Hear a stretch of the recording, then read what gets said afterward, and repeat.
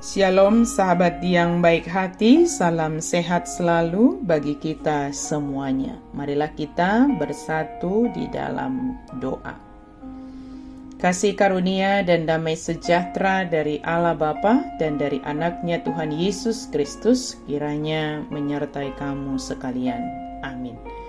Firman Tuhan bagi kita pada hari ini tertulis di dalam kitab 1 Raja-Raja 19 ayat 15 sampai 21. Kita baca dan kita simak di tempat kita masing-masing, dan mari kita merenungkan ayat ini dengan sungguh-sungguh. Firman Tuhan ini dengan topik setia mengikuti dan melayani Tuhan.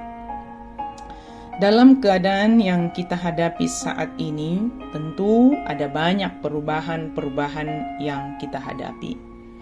Dan bisa menggoda kita jatuh kepada keputusasaan. Siapa yang tidak pernah jatuh atau tergoda kepada putus asa? Bahkan Alkitab menceritakan pada kita saat ini bahwa Nabi Elia yang dipakai Tuhan secara luar biasa dapat jatuh kepada keputusasaan. Ya, Elia putus asa dan meminta mati setelah lari dari ancaman Izebel, permaisuri Raja Ahab.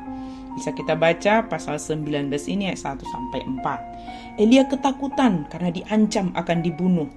Dia melarikan diri kepada gurun dan minta mati kepada Tuhan. Pernah meminta mati saat pergumulan berat? Tentu saja ini bukan sikap yang benar. Tetapi kisah ini mengingatkan kita untuk tidak tetap dalam keputusasaan. Mengapa? Pertama, karena Tuhan kita Yesus Kristus tidak akan pernah meninggalkan kita. Kedua, karena ada bahaya yang menanti kita di balik setiap keputusasaan. Keputusasaan berbahaya bagi kita. Mari kita renungkan apa yang dialami Elia ketika ia ada dalam pergumulan berat hingga mengalami putus asa, dan kita akan memperhatikan apa yang dikatakan Elia di dalam firman Tuhan ini. Allah berbicara kepada Elia. Elia sungguh sangat takut dalam menghadapi ancaman yang datang dari Izebel yang berencana akan membunuhnya, sebab Izebel tidak segan-segan untuk melaksanakan apa yang direncanakan. Elia merasa di dalam kesendiriannya dalam menghadapi ancaman itu. Dalam keadaan yang sangat tertekan, Elia mencari tempat untuk menyendiri. Tempat tersebut sangat tersembunyi. Di tengah keadaannya yang sangat tertekan atau bahkan hampir putus asa tersebut, dan dalam kesendiriannya Allah datang dan berbicara menanyakan kepada Elia, "Apakah kerjamu di sini, Elia?" Elia menjawab pertanyaan yang datang dari Allah, tetapi jawabannya itu tidaklah seperti jawaban yang berpengharapan, sehingga Allah menanyakan lagi kepadanya. Namun sebelumnya Allah mengajak Elia keluar dari gua tempat dia menyendiri. Setelah keluar dari gua tersebut, Allah juga mengajak Elia untuk keluar dari ketakutannya, kekhawatirannya, keluar dari ketertekanannya. Elia mengharapkan kehadiran Tuhan melalui kejadian-kejadian yang dahsyat. Namun dengan kehadiran Allah menanyakan keadaan yang sangat tertekan, Elia merasa terhibur. Kehadiran Allah bagaikan angin yang sangat lembut menyapa Elia dalam ketertekanan, ketakutan, dan kesendirian. Elia merasa Allah tetap memperhatikan dan peduli kepadanya. Kemudian Allah mendengarkan keluh kesah Elia. Dalam menjawab pertanyaan Allah, Elia menjawab dan mengutarakan keluh kesah yang sedang dihadapi. Seolah-olah pertanyaan itu hanya bertanya apa yang sedang Elia lakukan dalam gua. Sebenarnya lebih dalam Allah mau bertanya dan mengajak Elia untuk menjelaskan mengapa ia berhenti dari tugas kenabiannya dan bersembunyi dalam kesendirian di tempat yang jauh dari jangkauan segala sesuatu. Elia menjawabnya walaupun pemahamannya terhadap pertanyaan itu sangatlah sederhana. Elia menjawab, bekerja segiat-giatnya bagi Allah. Benarkah? Tidak. Dia sedang melarikan diri. Elia tidak mengakui kelemahannya, justru balik seperti menyerang Tuhan. Elia berkata bahwa dirinya bekerja sendirian, sedangkan Tuhan tidak berbuat apa-apa. Elia menunjukkan bahwa hanya dia yang bekerja sendiri. Lihat saja semua orang Israel murtad, mezbah-mezbahnya diruntuhkan, semua nabi dibunuh, dan dirinya pun diancam. Di mana Tuhan saat ini? Ini yang ditanyakan Elia. Elia salah menilai Tuhan. Dia beranggapan bahwa dia hanya bekerja sendiri. Allah tidak peduli.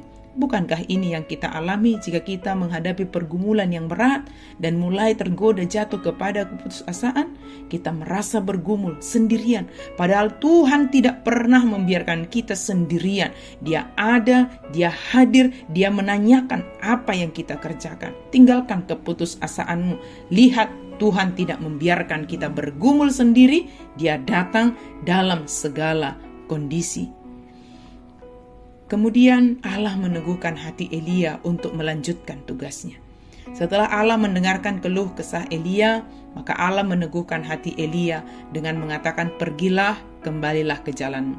Pertama, Allah meyakinkan hati Elia bahwa Allah telah membangkitkan, memilih orang-orang yang akan menghukum setiap orang yang melawan Allah, yaitu Hazael, Yehu, dan Elisa yang akan menggantikan Elia. Merekalah yang akan dipakai Tuhan untuk menghukum Ahab dan Izebel dan semua keturunannya. Kemudian Allah memberitahukan Elia bahwa masih ada 7.000 orang dari Israel yang tidak mau beribadah kepada Baal yang harus dilayani oleh Elia. Elia tidak sendirian. Elia mendapat perhatian dan perlindungan dari Allah. Dada songot tadiang nahapuloan si Elia. Elia menjadi kuat untuk keluar dari ketakutannya, ketertekanan, bahkan hampir putus asa, dan dia menjadi mampu melakukan tugas kenabian yang dia terima dari Allah. Sahabat yang baik hati, mungkin kita sedang menghadapi ketakutan, bahkan tertekan akibat dari keadaan yang kita hadapi, baik di keluarga maupun pekerjaan. Namun firman Tuhan hari ini mengatakan kepada kita, Dia tidak pernah membiarkan kita sendiri. Dia datang menghampiri kita. Segala keluh kesah yang ada dalam hati kita, beritahukanlah kepadanya. Allah akan memberikan dan menuntun kita menghadapi ketakutan dan keadaan kita. Allah meneguhkan dan menguatkan hati kita menghadapi keadaan hidup kita saat ini dan melakukan tugas panggilan kita. Mari setia mengikuti dan melayani Tuhan. Jangan merasa sendiri, jangan merasa ditinggalkan Tuhan, tetapi Tuhan selalu bersama dengan kita, bahkan menyediakan apa yang kita butuhkan, apa yang harus kita lakukan dalam hidup ini. Terima kasih, biar Tuhanlah senantiasa menyertai kita. Amin. Mari kita berdoa. Terima kasih Tuhan untuk firman-Mu. Kami sungguh bersyukur ya Allah, Engkau tidak membiarkan kami sendiri. Engkau menyertai kami, Engkau datang bahkan bertanya kepada kami Tuhan. Biarlah kami mengeluarkan segala keluh kesah kami kepada Tuhan dan merasakan penyertaan Tuhan. Engkau memampukan kami setia dan melayani Tuhan dalam segala situasi. Dalam nama Yesus kami berdoa dan bersyukur. Amin.